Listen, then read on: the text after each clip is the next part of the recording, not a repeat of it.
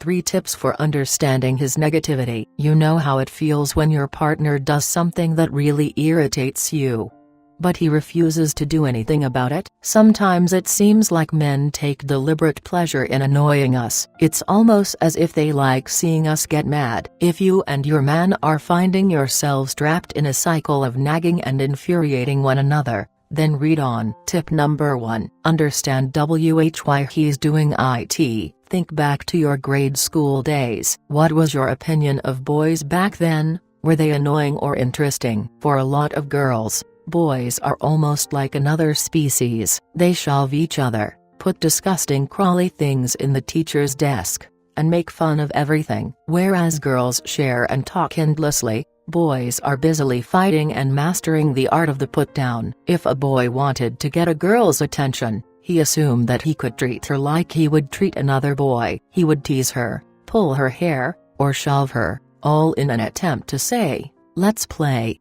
So, when the girl burst out in tears and shouted, "I hate you," the boy would end up feeling genuinely confused. He thought that he was just being friendly. Fast forward 20 years, and you'll see that men haven't changed that much from their playground days. They still take endless delight in one-liners and competing on the sports field. And many still don't understand women. To see if your man is still stuck in the playground, look at how he acts around his male friends. If he treats you the same way he treats them, then he may not realize that women have to be treated more gently. He may think that you're getting mad at him is all a big game, an alternate explanation. But it isn't always the juvenile spirit inside your man that's causing him to do things that he knows will annoy you. He may simply be used to a dynamic in which you're the one nagging and he's the one deliberately doing things to provoke you. He may have learned from his parents or a previous relationship that this kind of dynamic was normal for a relationship. He may actually think that it's normal for a man to ignore his partner's needs. He may feel more comfortable dodging your requests than addressing them. He may think that,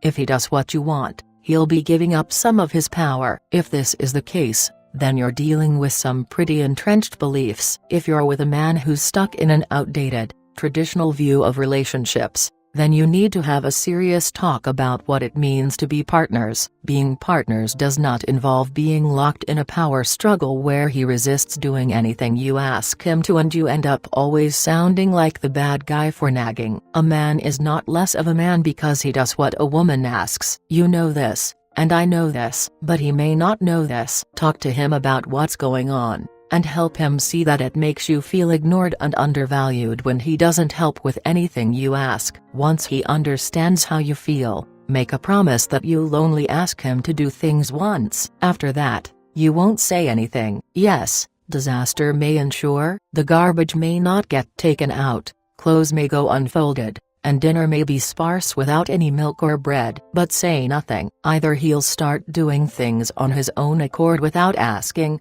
or you'll start realizing that a lot of the things you needed him to do weren't that important after all. Tip number 2. Learn to laugh and let go. Sometimes, men irritate us just because they exist. When you're PMSing, feeling stressed, or having a bad day, the slightest thing anyone does can set you off. And, because your man is often the closest person around, he becomes the target. Learn to recognize when you're feeling sensitive or irritable, and take steps to control it. For example, you may want to apologize in advance for being in a bad mood or not feeling well, so that your partner understands that the irritable edge in your voice has nothing to do with him. You may want to go to a private room for a while and sit for 15 minutes, focusing on breathing in and out slowly or listening to calming music. Or, you may wish to excuse yourself and go out for a while until you've worked out your bad mood. The one thing you don't want to do is take out your mood on your partner. Men are often scared of the volatility of female moods. They don't understand why we're up one moment and down the next. They wish we could be more like them,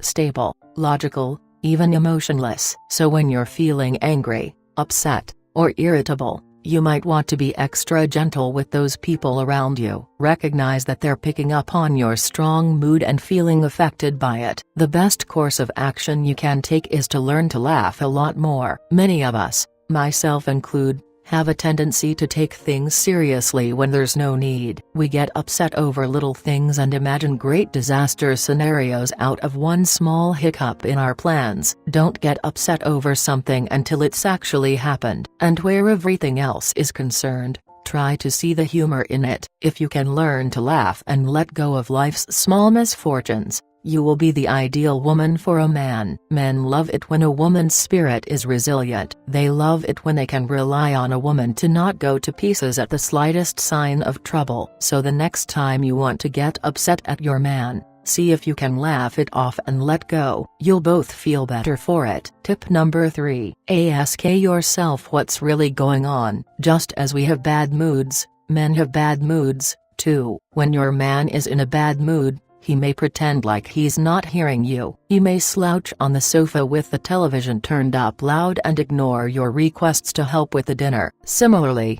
men who are feeling insecure will also act out in petulant ways. A man who feels like his position of power has been threatened, such as through problems at work, will start more arguments at home. So the next time your man does something to really annoy you, ask yourself if there's anything behind it. Was he just being forgetful? Did he really not know that his behavior bothered you? Was he upset about something else that had nothing to do with you? Or is there some underlying tension in your relationship that you're not aware of? Often, all it takes is sitting down with your man and compassionately and caringly asking him how he's doing to discharge those negative feelings. I'm going to let you in on a relationship secret that I apply on a daily basis through my work. That secret is this: what you think is the problem is usually not the real problem. Most people get distracted by a number of small arguments or disagreements that are actually symptoms of a deeper issue. For example, let's say that your man has just been laid off from work. You think, great, he can help around the house more. You bravely shoulder the business of supporting the family financially, and you expect your partner to be proactive in getting a new job. Instead, your partner does nothing but lie around the house all day. He criticizes you for not having dinner ready when you come home from work. He's hopeless at laundry or taking care of the kids. He even says that you shouldn't be working, because you should be home taking care of the housework. You're thinking, what the heck is going on? The problem is not that your partner doesn't respect you. The problem is not that your partner can't do homework or find a new job. Rather, the problem is your partner's feelings of self-doubt. Being laid off is a huge shock to the self-esteem. For a man, especially, their job can be their main source of personal identity and pride. When a man loses his job, he starts to question everything. He feels guilty for letting you down, and, paradoxically, takes out those bad feelings on you. So if you tried to fix your relationship problems by telling your partner how lazy and unhelpful he is, you'd actually be making the real problem, his low self-esteem, worse. I'm sure you can think of many more examples where the root of an issue isn't what it seemed to be on the surface. You have to extend a little compassion for your man if you want to help him through his bad moods. Even if he's taking that bad mood out on you, you have to be able to look past that behavior and see that, underneath, he actually is feeling insecure and bad about himself. It may seem really strange to try and make your partner feel better about himself when he's just said something rude to you, but the proof is in the results. So the next time your partner does something to annoy you, think of these 3 tips and try to react differently. You'll keep getting into the same arguments until you try something new. Well, that's all for now. Thank you. If you would like any further advice, click the link below.